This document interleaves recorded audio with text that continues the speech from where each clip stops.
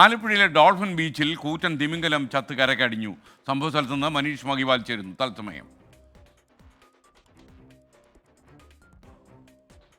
മനീഷ്. ഈ ആലപ്പുഴ ബീച്ചിന് സമീപമുള്ള ഡോൾഫിൻ ബീച്ചിൽ ഇതുപോലെ വലിയ ഒരു കൂറ്റൻ തിമിംഗലം കരക്കടിഞ്ഞിട്ടുള്ളത്. രാവിലെ നടക്കാൻ പോയ ആളുകളാണ് ഈ നഗരത്തിൽ തന്നെയുള്ള ബീച്ചിന്റെ ഈ ഭാഗത്താണ് ഈ ഇത്രയും ഏകദേശം ഒരു 10 മീറ്ററോളം വലിപ്പമുണ്ടെന്നാണ് ഇവിടെയുള്ള ആളുകൾ പറയുന്നത്. നേരത്തെ നഗരസഭയിലെ തന്നെ ആരോഗ്യ വിഭാഗം അധികൃതർ ഇവിടെ എത്തി പരിശോധന നടത്തിയിരുന്നു.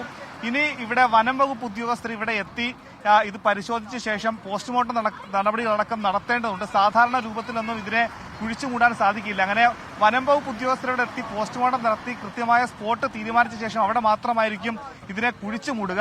എന്നാൽ ഇവിടെയുള്ള പ്രദേശവാസികളുണ്ട്. ഇതിനു മുമ്പൊക്കെ തന്നെ ഇങ്ങനെ ഇത് കരക്കടിഞ്ഞിട്ടുണ്ട്. ഈ ഏരിയയിൽ ഫസ്റ്റ് ടൈമാണ്. ഈ ഏരിയയിൽ ഡോൾഫിൻസ് അടിഞ്ഞു കയറാറുണ്ട്, കടലാമ അടിഞ്ഞു കയറാറുണ്ട്, ഇതേപോലെയുള്ള കടൽ പാമ്പുകളുള്ള കാര്യങ്ങൾ അടിഞ്ഞാറുണ്ട്. നമ്മൾ കുഴിച്ചിടാറുണ്ട്. അപ്പോൾ ഈ കടലാമയൊക്കെ നമ്മൾ നോർമലി കുഴിച്ചിടും. ഡോൾഫിനൊക്കെ വരുമ്പോൾ നമ്മൾ ഇതുപോലെ പോലീസിനെ അറിയിക്കും, അല്ലെങ്കിൽ ഫോറസ്റ്റിനെ അറിയിക്കും. അവർ വരും, കാരണം അവർക്ക് പോസ്റ്റ്മോർട്ടം കാര്യങ്ങളൊക്കെ ഉള്ളതുകൊണ്ട്.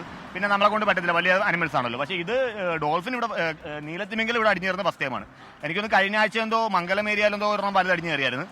പക്ഷേ ഇതിപ്പോൾ നമ്മുടെ ഈ ഒരു ഏരിയ എന്ന് പറഞ്ഞാൽ ഡോൾഫിൻ ബീച്ച് എന്നാണ് പറയുന്നത്. ഇവിടെ മൊത്തം റിസോർട്ടുകളും ഹോം സ്റ്റേകളും കാര്യങ്ങളൊക്കെ ഉള്ള സ്ഥലമാണ്. ഇപ്പോൾ ഈ ഒരു വീക്കെൻഡ് ആയിട്ട് എല്ലാ ടൂറിസ്റ്റുകളും നിർണ്ണയിക്കുന്ന സാഹചര്യത്തിൽ സ്മെല്ല് നമുക്ക് സഹിക്കാൻ പറ്റുന്നതിനപ്പുറമാണ്.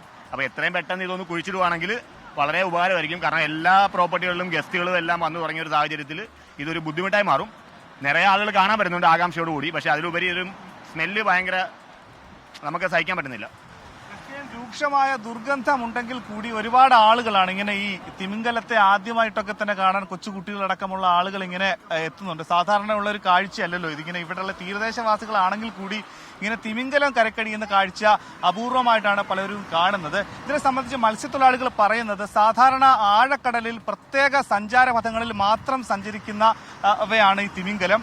അതല്ലാത്ത ഈ കരയുടെ ഭാഗത്തേക്ക് അത് ദിശ മാറി ഒരിക്കലും കയറി വരാറില്ല. ഇത്തരത്തിൽ ചത്താലും കരയിലേക്ക് സാധാരണ തിമിംഗലം അടിയാറില്ല.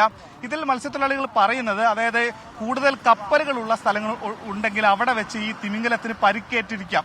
അങ്ങനെ പരിക്കേറ്റിട്ടുണ്ടെങ്കിൽ അതിന്റെ സഞ്ചാരം ദിശ തെറ്റി പിന്നീട് പരിക്ക് മൂർച്ഛിച്ച ശേഷം പിന്നീട് ചത്ത് അത് കരക്കടിയുന്ന രീതിയാണ്. അങ്ങനെയാണ് പല സ്ഥലത്തും ഈ തിമിംഗലം കരക്കടിയാറുള്ളത്. അല്ലാതെ സ്വാഭാവികമായി ചാകാറുള്ള ഈ തിമിംഗലങ്ങളൊന്നും കരക്കടിയാറില്ല.